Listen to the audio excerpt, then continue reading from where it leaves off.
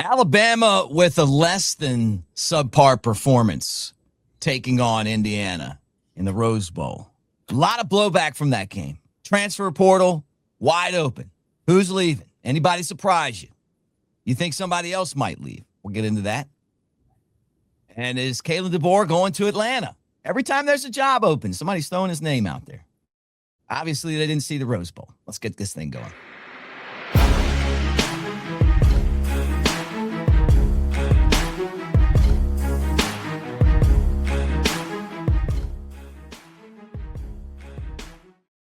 All right, there he is, Jake Coker. I'm Mick Gillespie. Our show is brought to you by Pearl River Resort over there in Philadelphia, Mississippi. The Azaleas, the Oaks, two amazing golf courses at Dancing Rabbit. The Timeout Sports Lounge, where you can go bet on the college football playoff, the NFL playoffs, Major League Baseball, all that stuff. They have it over there at the Timeout Sports Lounge at Golden Moon Casino.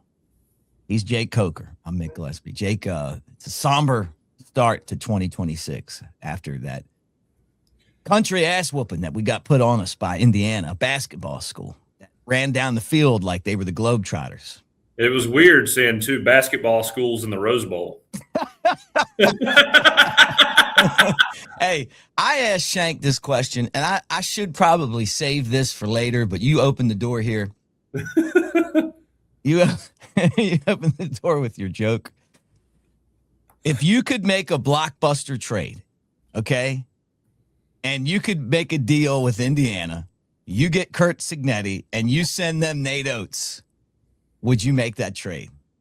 No, not making that trade. No, Nate Oates is Nate Oates is my guy. I love Nate Oates. I do too. He's great. They'd love to have him. They haven't had a coach as good as Nate Oates since Bobby Knight was on the sideline. Remember him? Oh, yeah. Old school, man. He would get in your shit. Yeah. Had to dodge chairs when he was out there. If you didn't play hard, he would punch you. Choke you, man. I can see you hustling. Can you imagine all the choking he would have done to that Alabama football team? It's not that they lost. It's just like when you go back and watch it the second time and you're seeing the DBs, as you call it, run fit. And all they would do is like, the second time. Mick, I'm not watching it the second time. It's like I'm watching Jackson. It's like, dude, get in the guy's way at least. He's been like that all year, though. And I'm not saying everybody was like that, but just, whoo, man. Well, there's a total lack of an edge there in that game. And you know, I've seen Ty, again, well, to me, look, Ty has gained my ultimate respect over, not only staying in Alabama, but playing the way that he's played. I think the guy, again, bulging disc, bursitis in his throw and elbow, broken ribs. Our offensive line should be ashamed of themselves, to be honest with you. You can, when you can't run the ball and you can't protect, that's a coaching issue and also just an execution issue and a toughness issue. I'm sorry, but how are you going to allow that to happen over and over and over again? And it never get fixed. And I'm a Kalin DeBoer fan. I've always said I think you gotta have these guys they have to have some continuity, and you got to give them time to develop, the program that they want to develop. I think they got to have enough time for, them to get their own recruits in there. I think the first year was really just trying to piece together a roster. I think this year we had a bit more continuity. I think this third year is when you really find out what a Kalin DeBoer team is going to be. But I can tell you one thing you will never be consistently good at Alabama if you run the ball the way that we ran the ball this year. Hold on. Can I say something? We didn't run the ball at all. Yeah. 23 yards. The last 4 or 5 games. It's not even called running the ball. That's just handing it off because they didn't block and run enough to even call it running. If you hand the ball off 20 times and you get -3 yards, you're not going to win. Let me see. I want to see what our offensive team stats were the last 6 games because, I mean, it wasn't much to look at over the last 6 games. I know that. I mean, golly. I mean, Eastern Illinois, I'm not even counting that. Auburn, we did have 158 rush yards. My gosh. The last 3 games had -3 yards rushing against Georgia, 28 versus Oklahoma, and 23 against Indiana. And there's a word for this: pathetic. And I love Ryan Grubb, but you can't get on these interviews and say we've got the guys to do it. The scheme is there, and then you come out there and you run for less than 50 yards over your last 3 games, less than 30 yards. Yeah, less than 30 yards. I mean, we in our last 3 games, all combined, we ran for 48 yards. I mean, that's 3 games total yardage on the ground, 48 yards. I mean, is that subtracting the 3? And good luck, Ty. Good luck, Ty. I mean, you're done. You know, I mean, you are done. I don't care who's back there. You can't run the ball, and you expect him to throw it.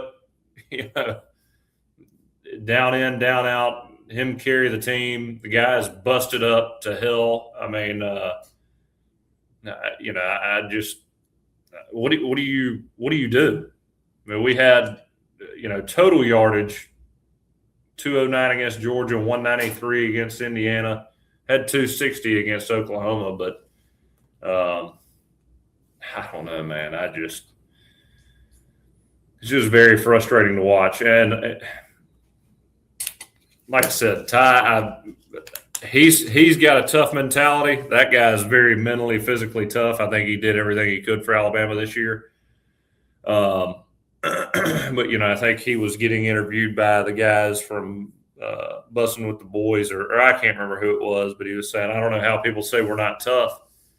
You know, we play in the SEC, we play at Alabama. That's tough in and of itself. But, it is hard, and you either excel under that pressure or you just fall apart, and we essentially fell apart. I mean, that's what happened. I know we were unhealthy, but in this game, apparently we were as healthy as we've ever been outside of Ty. Yeah. And well, let me say this, man. It's gonna hurt some feelings. People aren't gonna like what I'm gonna say. But the SEC isn't the old SEC. This SEC is paper soft. We can't beat anybody. We're getting our ass kicked in all the bowl games. The games we win are against each other. 2 of our wins was Alabama beating Oklahoma and Ole Miss beating Georgia. Up and down the roster, losing. Oh, we're playing up, blah, blah, blah, blah, blah. No, they have just as good players as us now. Or something. At least this season. It's definitely a far more even playing field. Look, we're not walking in and kicking anybody's ass anywhere. No. I mean, I will say, there were. Thank God for Texas. I mean, it's the only legitimate bowl win we have. Yeah. No, I got you. At the same time, though, you look at who we're playing. It's like the SEC's 10th seed or 10th place team is playing another conference's 3 seed or third. It doesn't matter though, man. When we were good, we won those games. Well, the argument is, well, you're so in the SEC, you're like watching Mississippi State lose to Wake Forest, right? Well, Wake Forest was good, and Mississippi State they played out in the SEC. They should be able to. The only reason they got 5 wins is because they're in the SEC. And then they go get their butts whooped. It's like, no, man. Like every game, Tennessee lost. Hey, what about Diego? You should be in the playoff. Nope, you lost too. Like losing to Illinois and Iowa and all these teams. Vandy has no leg to stand on, in terms of an argument. We got run over like a freight train, man. Like we're the number 1 seed. Yeah. What about that game told you that Alabama belonged there? Nothing. Exactly. And you look, Georgia's supposed to be the savior. They're no good. You know, watch. I don't know what's going to happen when Ole Miss plays Miami. They'll probably lose. Georgia is a good football team. They're consistent, look, but they're not like they used to be. Ole Miss played really well, and Charlie Weiss is, I mean, you know, again, to me, the offensive, hey, man. I know where you're going. Hey, that guy keeps the ball rolling. He keeps the ball it. rolling for Ole Miss. I mean, I'm getting the vibe that you're saying that maybe somebody gets a little too much credit. Somebody else hadn't got enough credit. How about Pete Golding has more playoff wins than any other coach in SEC history, not named Nick Saban or Kirby Smart. And you and I are both both become Pete Golding super fans. I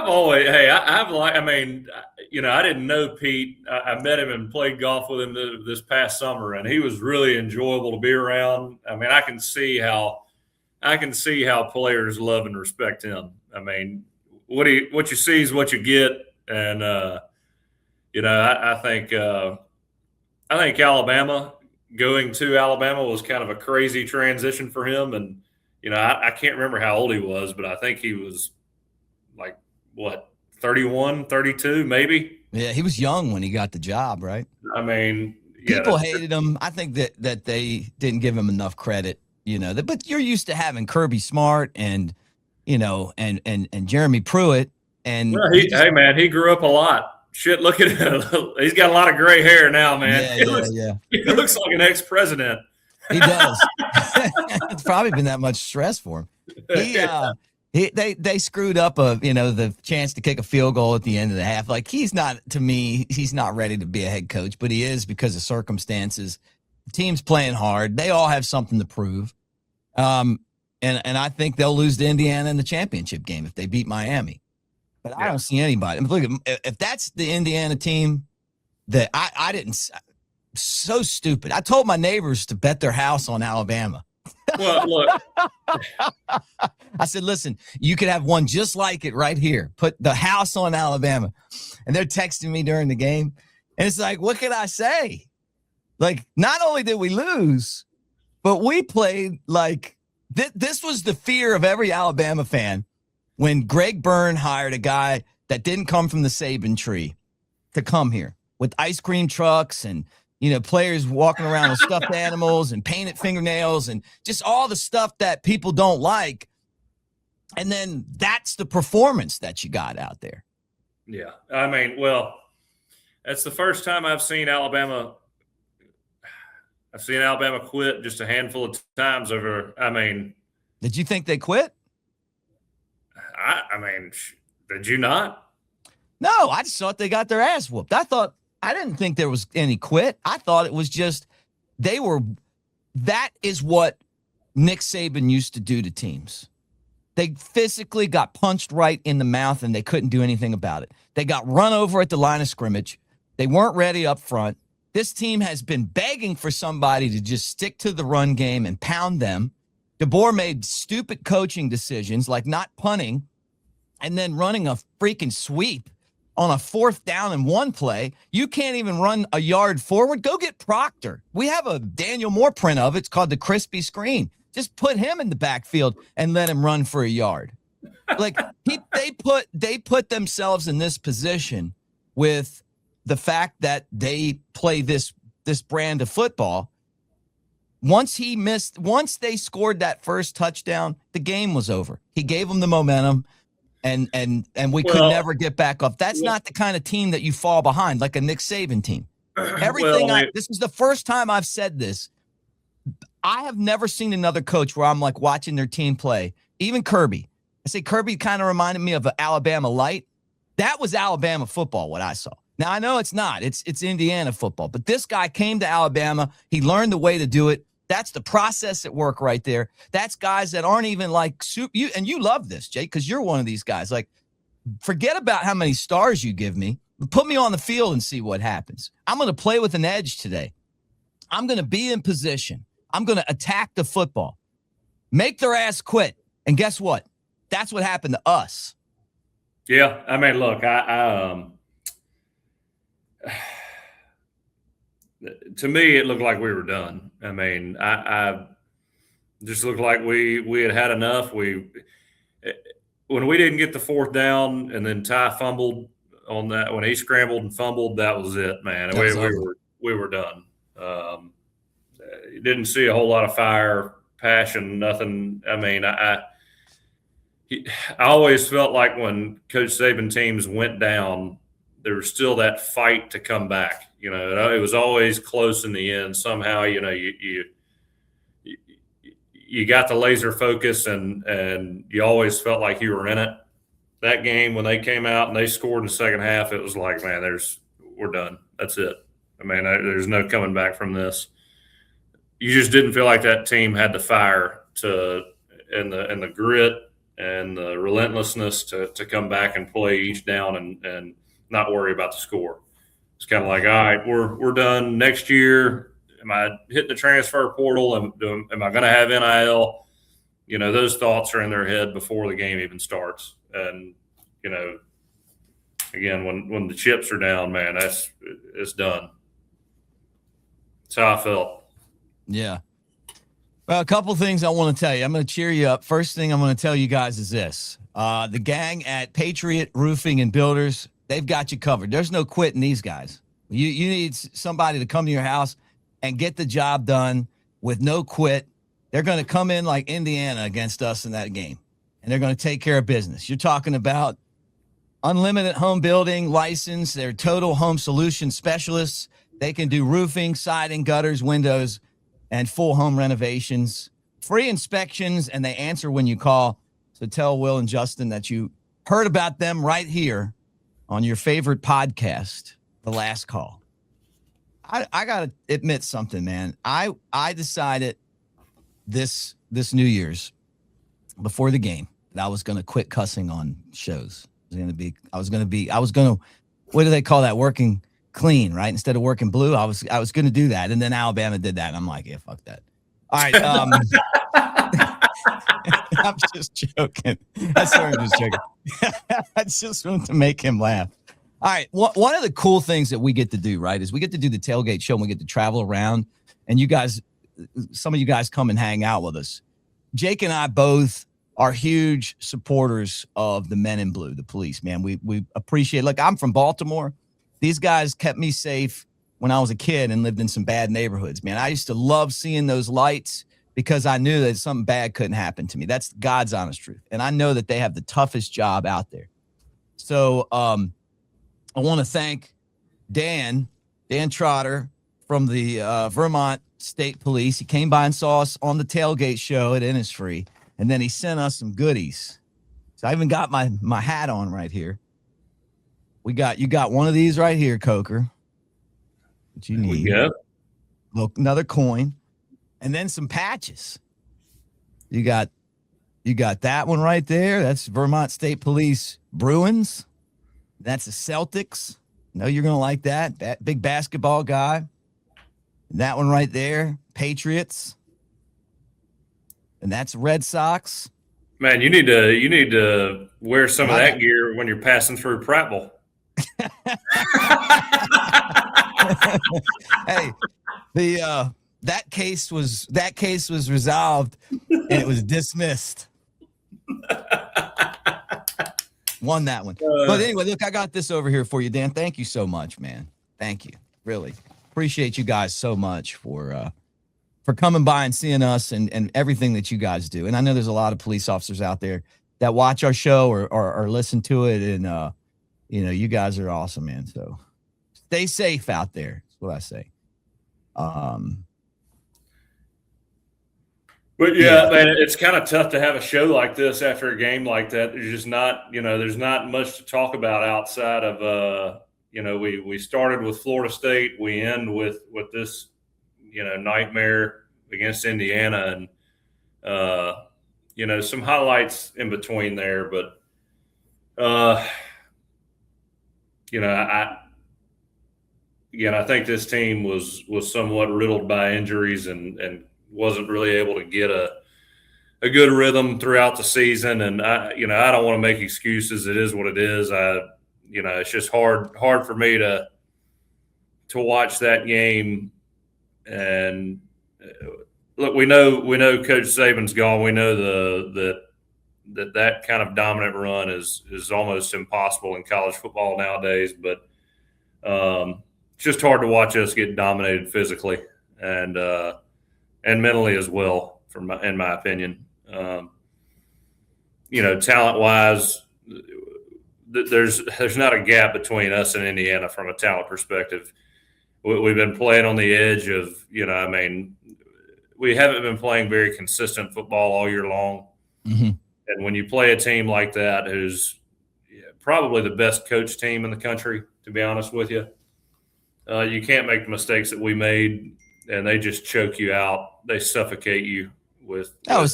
We saw this. This guy came to Tuscaloosa. He worked for the GOAT. He said that in 27 years of football, he learned more his first year at Alabama than he learned anywhere else. And you can tell. It's a process. Success isn't rolling out 5 stars. We're back to our 5 stars not developing the way that they're supposed to. Ryan Williams digressed this past year. Is anyone shocked that Jalen Milroe hit the transfer portal? Guys paid like $600,000 to sit the bench. He didn't get any better. Switch positions. He's a good talent. He's going to Georgia Tech. He could eventually be the player that we think that he could be, but the culture has taken a hit, and it's got to get better. But that's not an indictment of Kalin DeBoer, Jake. I like Kalin. I think he's a fantastic guy, and I think he's a really good coach. And it wouldn't surprise me if he doesn't go follow Michael Penix with Ryan Grubb to Atlanta. I heard Tim Brando put that out. I retweeted it on my social medias. And it would not surprise me. Like that would be the perfect run for him, from Indiana to Washington to the NFL. Him, Ryan Grubb, and Michael Penix, the 3 amigos. I just don't see it. I don't see it. But maybe, but I just don't see that. And we'll see what happens. But you don't think it's a coincidence that every time there's a job open, his name's at the top of the list? Look, the agents put that out. They're not putting that out unless they want something out of it, right? Yeah. Or if that's the case, if that truly is the case, and Greg Burns should know. If there's interest, from Kalin DeBoer and other opportunities. If this is going to be the deal the next few years, then you need to find somebody else, because you can't keep having these distractions if that is the case. He's shut them down. And so, to me, when he comes out and shuts those down, I don't feel like there's many distractions at all. But, if there truly is an angle in which his agent's using to find other opportunities nonstop, which, again, it has been Penn State, Michigan, and now, from what you're telling me, Atlanta. Just what I saw. And look, it makes sense to me, because of the Michael Penix connection, right? You're talking about a guy who constantly is being named as a potential coach somewhere else. And I'm going to go back to this. I talked about this with Shank on the Bama Tailgate show that I did with him yesterday, and I'm going to tell you the same story. I'm doing a show, I guess 2 weeks before Big Sexy died. You know this. He got us an interview with Kalin DeBoer. You couldn't make it, so it was just the two of us and Coach. And Coach did a great job. He's got the best personality of anybody that I've ever interviewed. He's as good as anybody. Just as a person. Forget about all the other stuff, but he is genuinely a great guy, everybody. 100%. And Brett asked him about Waffle House. And when I asked Shank if he'd ever been to Waffle House, you would have thought that was an insulting question. I'm going to ask you the same question. Have you ever been to Waffle House before? Come on now. Okay. All right. Just that's all I needed. That's all I needed. Now, Kalin DeBoer hadn't been to Waffle House. And after Brett was nice enough to share some of his favorite Waffle House dishes, Kalin DeBoer said, yeah, I'll have to try that while I'm here, or while we're here.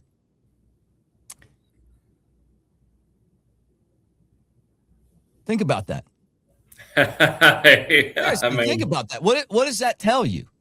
Like, it's a Waffle House question. And all you guys that, like, you want to analyze how you do interviews, right? Like, I've been doing them for 20-some years.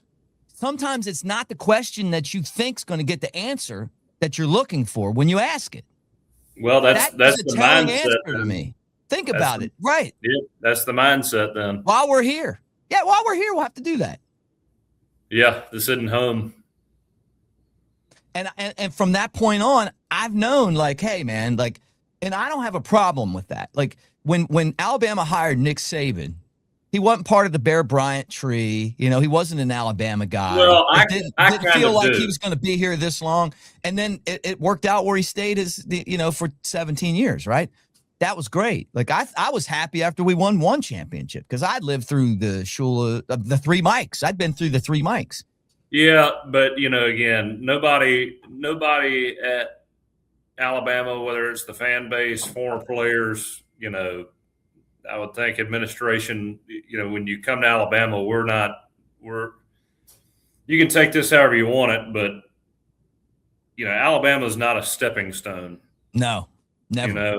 And so Never. that mindset's not gonna work with this fan base. I mean, it's just not. That's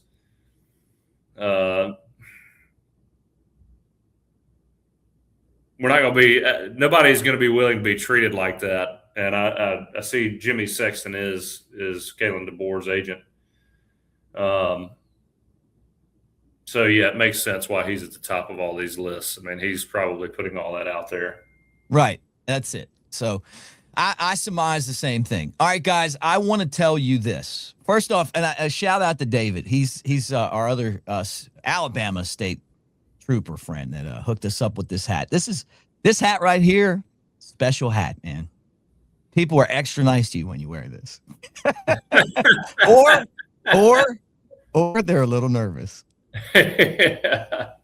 Now we love those guys. All right, let me tell you guys about another guy we love. Our friend Keith, Residence Inn by Marriott Ocean City. OC Horn, up there on the Maryland coast. Beautiful hotel, a lot bigger than it looks. It's fantastic. The rooms are amazing. The view is unbeatable. The Next Round did their show there, and our good buddy Jim Dunaway, the man himself, said that he was shocked at just how overwhelming the place was in a good way. So you guys take advantage of that and swing out there and see them right near the boardwalk, right near Secrets Bar. After the way that this season ended, I need to go out there and hang out with Keith. But he wants to see you guys, and I know some of you guys have actually got out there and love it. We appreciate them for being a part of what we're doing. All right, here we go. There is now a list of 16 guys that are in the transfer portal. It's some pretty big names. Keon Keeley finally got him going. Transfer portal. Quay Russo, transfer portal. I'm going to hate to see Cole Adams go. He's in the transfer portal. Wilkin Formby, don't let the door hit you.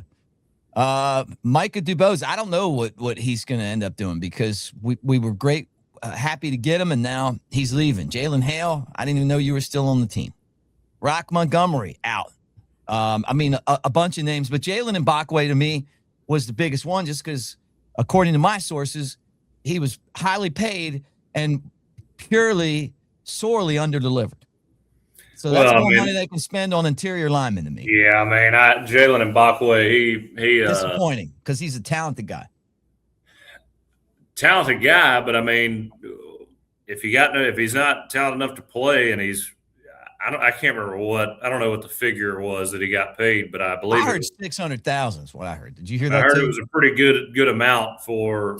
I mean, I think he returned a few punts. I never saw him play this year. What was the game before the Iron Bowl? Who did we play? Eastern Illinois. I think he had a catch in that game. I mean,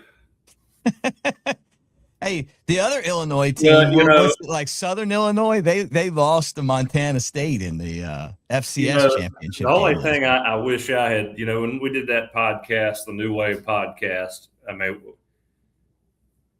we did it with Mbakwe, Ryan Williams, and Dre Kirkpatrick, who got off the team for trying to outrun the police. I mean, bad idea. Well, I wish I had, the one thing I wish I had said was, all this disappears without the football. Like, I mean, the main thing's the main thing. One of them is in the transfer portal because he's not playing Dre. And look, these are young kids. They make mistakes. They got. I think it's hard to realize what opportunity you have in front of you, right, when you're playing at Alabama. Yeah, hold it right there, because I want to say this: Dre made a bad decision, but he's not a bad person. Well, that's what I was about to get to. I agree with you 100% on that. Like these kids, when you get older as a fan, you're watching, you're thinking, how stupid can you be? And yeah, it is a lot of stupidity with.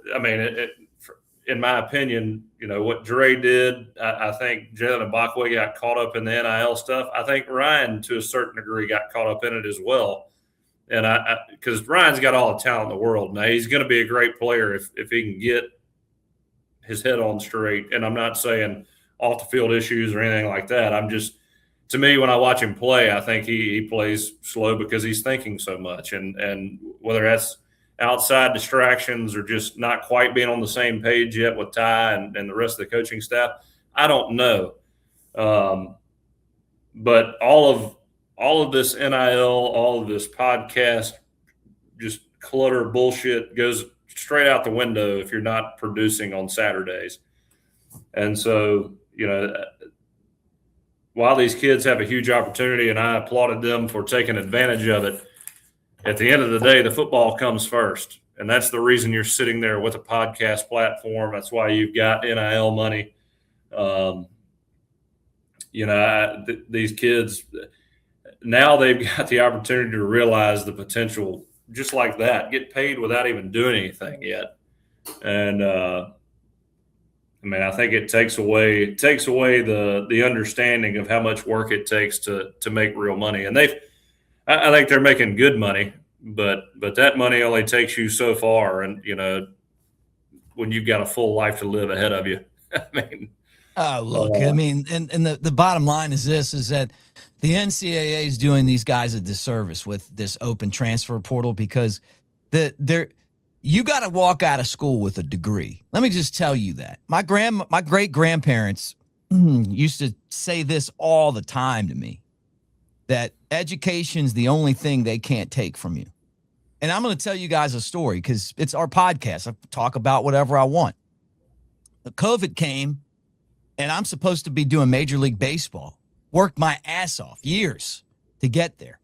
And I'm there. You know this, Jake. And I go there and everything's great. And then COVID happens, and for whatever reason, I was out. And then I get, the radio station just gets rid of me, hands my job to an intern. I had $1,200. But you know what? I had an Alabama education. And it wasn't just that it's an Alabama education, but what you learn when you're educated is how to pick your ass up off the ground. And it's turned out to be a blessing. Life's great, but it wasn't great in 2020 when I was down to $1,200 in my bank account. Can you imagine that? $1,200? You're trying to pay for everybody that you got dependent on you. That's why education's so important, right? That's why when you give these guys this transfer portal and some of these guys are transferring 4 times, you're not getting a degree. The degree, having a skill set, all of the stuff that you learn along the way goes into when you're down and out, how you're going to pick yourself back up. And I feel like from just my life that I probably grew up a lot like some of these players where we didn't have anything. So there's no mommy and daddy to just go in and chip in some money. You got to do it on your own. So I can't stand the idea of watching some of these kids get exploited. They think they're doing really good, but hey, they're going to pay me, $20,000 more to go here and play football. The degree is priceless, because that money's not going to last very long. Well, I think the education. I think the education is a big part of that, but I also think the road it takes to get to success also probably plays a bigger role in that, because you realize if you do reach any level of success, you've gotten the shit beat out of you a lot. That's so true, man. Well, that's kind of my point too. It's like you have to have a skill set to help you get back off the ground. Yeah, I mean, well, yeah, skill set, mental toughness, the right people around you. A lot of things, man. Sometimes it's just being at the right place at the right time. It's luck, but you make all of that. The having the degree isn't just about the piece of paper. It's about what it takes to get to the end of that thing, right? Like it's accomplishments. Yeah. Well, sorry for the education. So some people are being like, "Shut up, Mick." I'm sorry, guys. I worry about these kids, man. Not just at Alabama, but all across this, because the whole system is just screwed up right now. Well, again, I think leverage is a good thing to have, but these college kids got all the leverage in the world now, and the worst thing that can happen when they have all this leverage is people can't really be honest with you. Yeah, you got people kissing your ass and setting up platforms for you to make money and creating distractions and for them to make money too. Yeah, and creating distractions for you when and all that. These kids don't need to lose sight of what's most important, and I think that's happening a lot right now. I mean, great point. That goes with that's kind of my point in this whole New Wave podcast thing. You look at all the guys on there, and they didn't perform at the level they wanted to perform. And if somebody's being honest with them, they'll tell them that, and they need to. Again, I don't know Ryan Williams. I've never met Ryan Williams outside of that podcast, or Drake or Patrick or Jalen Milroe. They seem like great kids. And you can say, you can make a smart ass comment about him running from police. That's a dumbass, stupid thing to do. I got a couple friends that have done that before. They've got families and great fathers. I mean, I've seen your crowd. Woo, they probably did a lot worse. I'm just kidding. Look, I get what you're saying, man. The guy, we know he's a good guy. He made a bad decision. He's paying the price for that right now. I hope he gets another chance. Coach Saban used to give guys second chances. You know who one of those guys turned out to be? Ryan Anderson. You talk about like where he is in his life and the work that he does as a contractor, the fact that he's the future mayor of Orange Beach. My kid thinks he's a superhero, but he got sent home from a bowl game for being out late, right? He talks about that. Like Coach Saban gave him a second chance. You got to give these guys a chance to make it right. I mean, like life isn't about like trying to punish everybody because of the fact that you want to punish them. You want them to learn and get a second opportunity and take advantage of that. I think those guys that make mistakes and you give them a second chance and they make the most of it. I mean, you get a guy you give a second chance to and he completely blows it. All right. I mean, that's not on anybody else at that point. But, if you can straighten it out and become successful and, create better opportunities for yourself and everybody around you, I mean, to me, that's so commendable because everybody's made mistakes. You may not have gotten caught, but you've made mistakes, Yeah. No, what did it say in the Bible? If you're without sin, cast the first stone.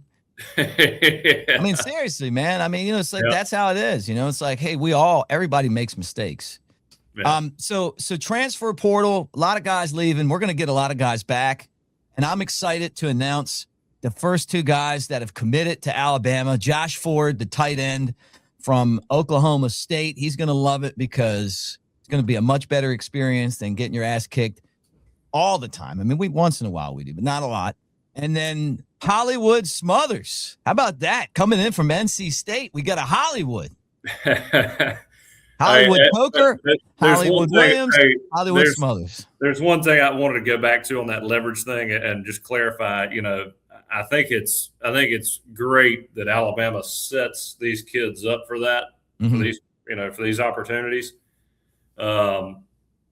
But again, when you've got the opportunity to leave, does a coach come in and hey man, I know you're trying to make money, but the football comes first, and this is what we got to do. And can they ride your ass and get you in gear and to where you're doing the right things, to be successful, or can you not really do that because these guys got to make money, and if they don't, they're leaving. There's a balance there, and you can. Hey, can I say this real quick? If you're one of these guys and you do everything possible to be successful, you know what can happen? I may not suit up on Saturdays anymore, but I'm still in the game. Let's roll! In here, I call the plays, make adjustments, and lay it on the line. Want to feel that fire, that rush? Then you've got to get in the game. I used to say it in the tunnel, and I still say it now. Let's roll. Let's roll! That's what it's all about. You're Let's roll.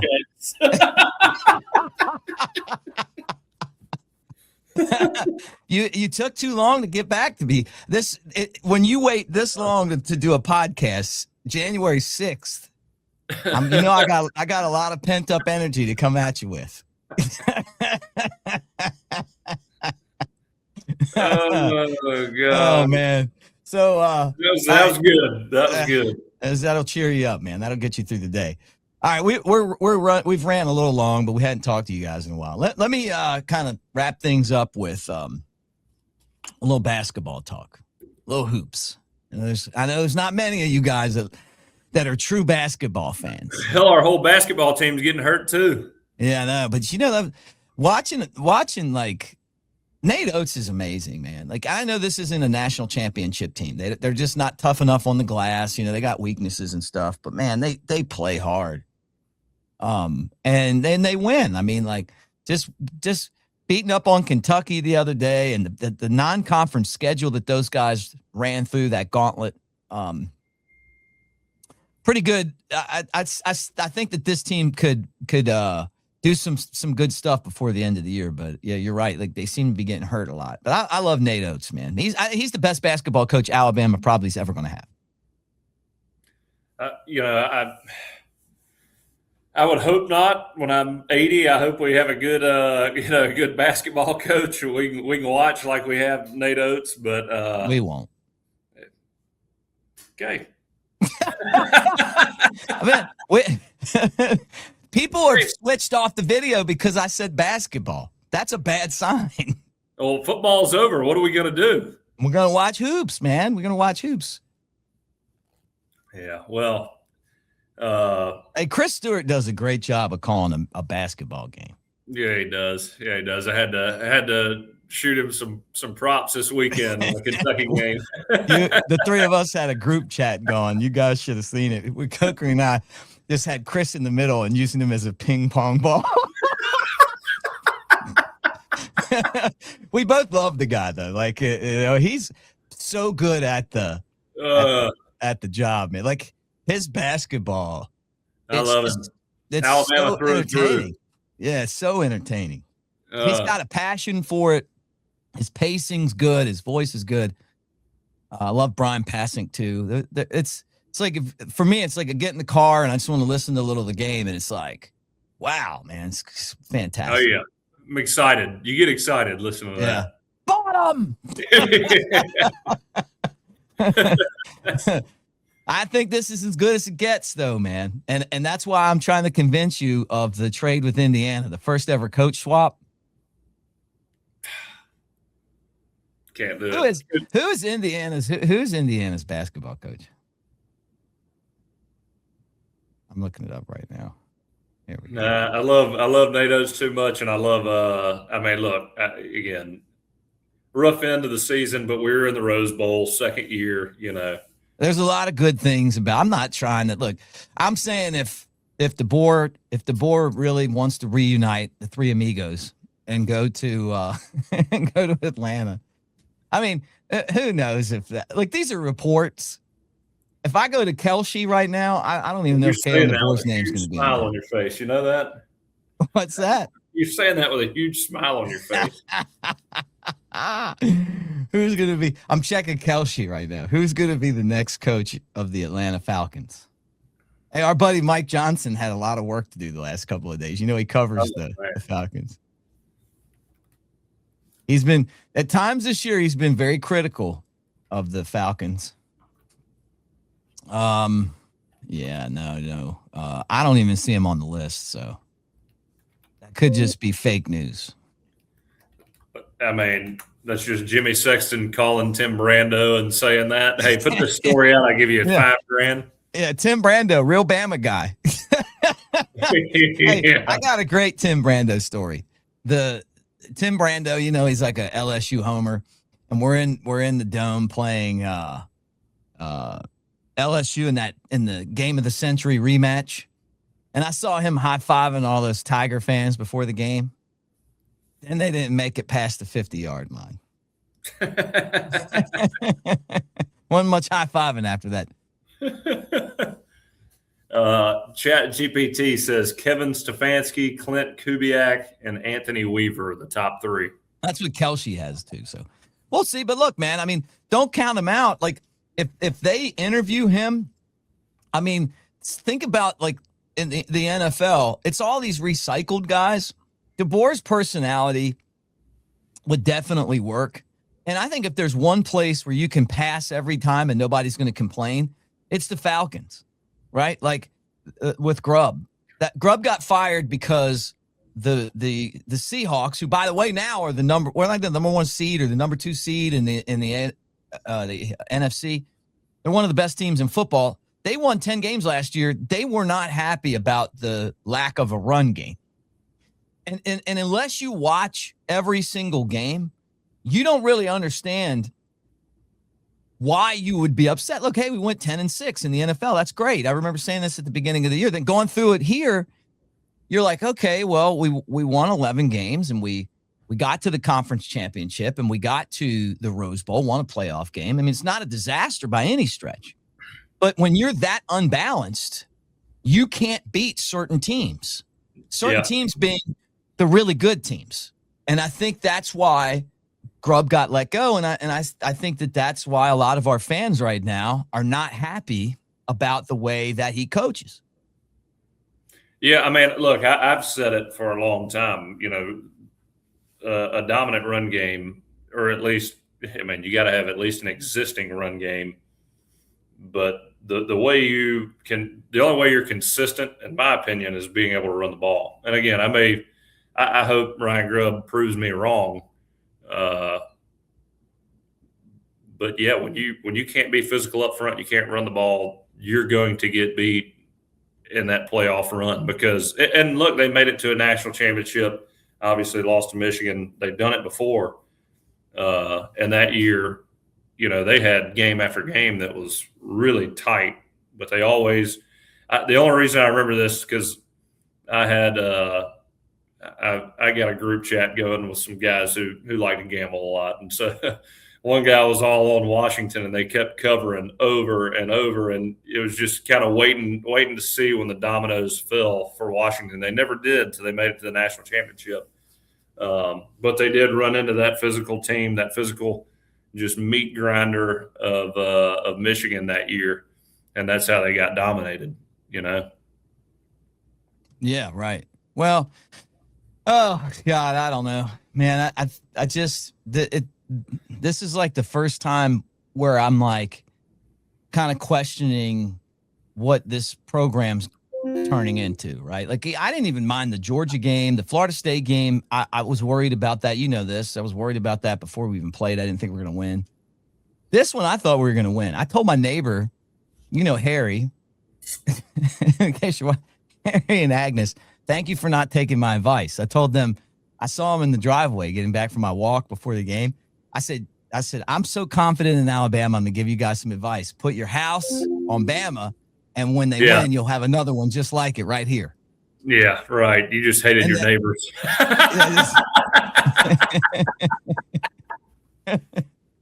It never happened. It never happened under Shula. I mean, under sorry, there's a Freudian slip under Coach Saban. And then you're gonna say, well, you know what? We're never gonna have another Coach Saban. I know that, but those kind of losses, wow, that just wow. But you know what, man? It's only one game. I'm not giving up on DeBoer, but we'll see what they do in the transfer portal. I mean, they're going to lose some guys. The offensive line has got to get better. I mean, they need to revamp the entire offensive line. They better go out and find. I hope Hollywood can block. We need tight ends that can block. We need to get back to playing physical football. We need to be able to run the ball. We need to be more balanced. Then the other question, and I waited until this point to ask you, but talking to Chris Lowe, he's like, one of those quarterbacks is going to transfer if Ty stays. He's a top 3, according to Mel Kiper's big board, to get drafted in the NFL. You and I both know the guy was playing with a myriad of injuries. He's a tough guy. When he's healthy, he's really good. We didn't block for him at all. I'm not putting it on Ty. A lot of you guys want to get in the comments and you want to put it on Ty. Don't. Put it on the offensive line. Put it on the fact that our running backs weren't blocking, that we didn't have a run game, just like you said at the beginning of the year. I think he goes to the NFL. But if he wants to make money, the move for him is going to be transfer portal. Or you think he stays? Well, my understanding, I mean, you basically have Mendoza going number 1, from what I understand. And then, I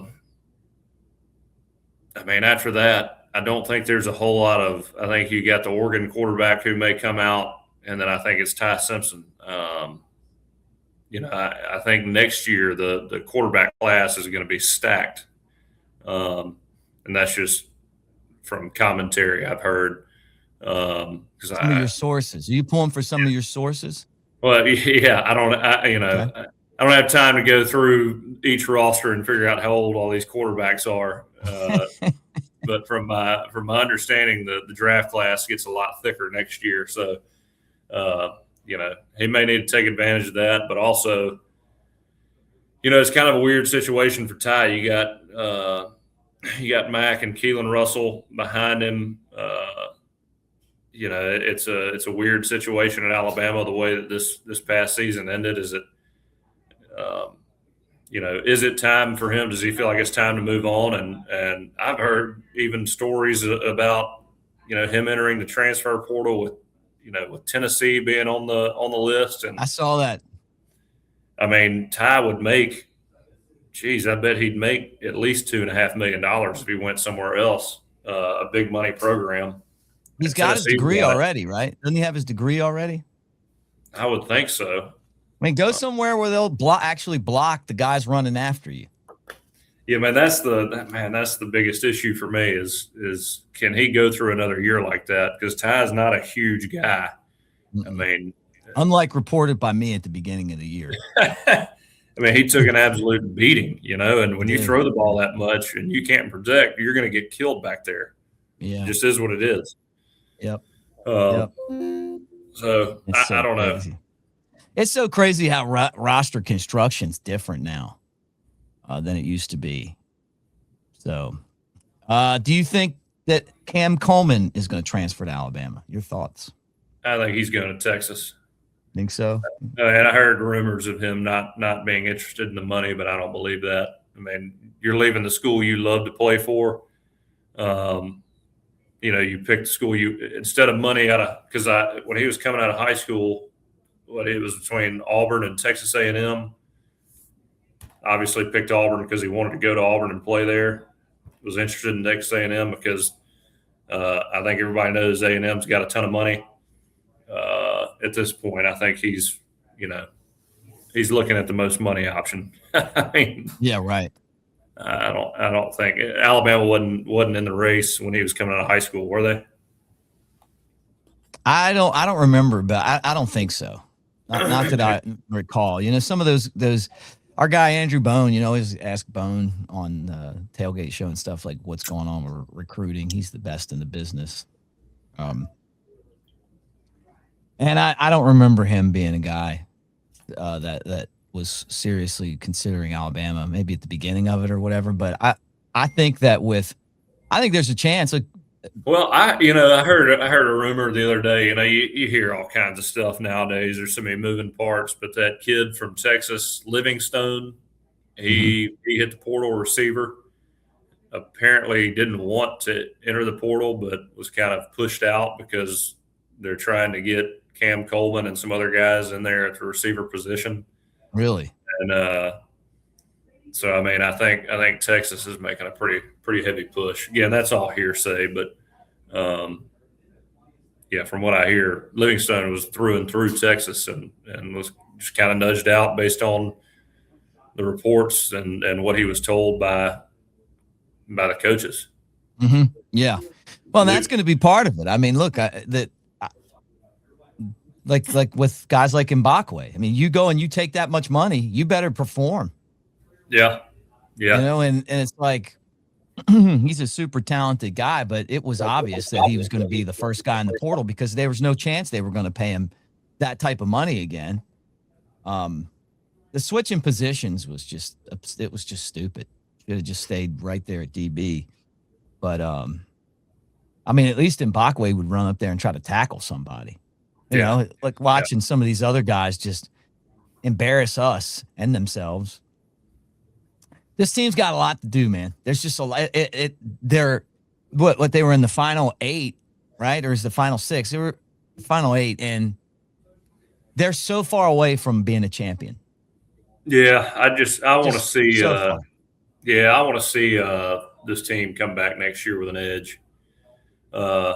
You know, there was always an edge when I was there because, I mean, obviously you had Coach Saban there, but, during the entire offseason, it was a grind, mental and physical grind with Coach Cochran there. I mean, constantly getting pushed, constantly. There was a level of intensity at every team function or workout or whatever you want to call it. Anytime you entered that building, there was a feeling of intensity and a feeling of pressure to win a national championship. It was just kind of all encompassing everything you did. And, I think maybe Ty refers to that a little bit when he talks about some of that in his interviews being tough. But, again, are you going to rise to the occasion or are you going to fold under pressure? And I mean, getting beat 38-3 kind of tells you where we are. Yeah. Yeah. I think that's a good way of ending this particular episode. Now, what I want to tell you guys is that maybe you need to get your mind off of the Rose Bowl and you're looking for something fun to do. I got the place, and that's Pearl River Resort right there in Philadelphia, Mississippi. Hour and a half from Tuscaloosa, 2 and change from Birmingham. Jake and I love going over there and hanging out. You should see him at Philip M. Steakhouse.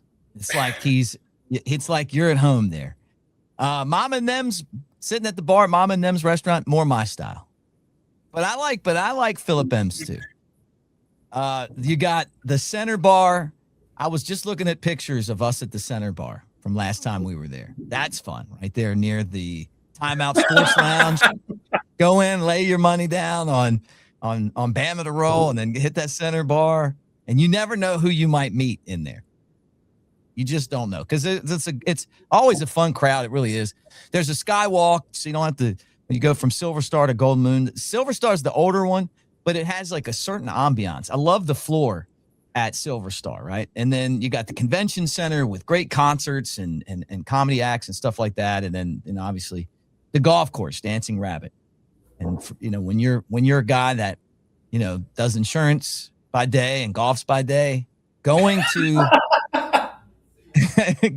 Dancing Rabbit is you live for that. I honestly, man, and I'm just giving you a hard time about the golf, but we haven't hung out in a while. I can't wait to the next time we're at Pearl River. I know. It's been too long since we've seen Matt, Bo. Got to get the crew back together. Yeah, Walter. Don't forget Walter. All right, anyway, guys, you go and check it out. We'll be over there with the Tailgate Show at some point as well. But thank you. This was an hour-long episode. Roll Tide. Roll Tide. So, Jake, let's break down some game tape. Hold on, fellas. Steve, Hey, Jake, you ready to rock? let's roll, brother. Guess we're calling plays at Pearl River Resort. Wow, Jake's first throw scores. And Steve's got the crowd pumped. Man, they're absolutely rolling. 'Cause I don't have to be me till Monday, Friday, Saturday, Sunday. I ain't gonna face reality. I tell you, Jake's still got game. While Steve keeps rocking aces. Boom! Jake seals it with a pick. Come call your own plays. At Pearl River Resort.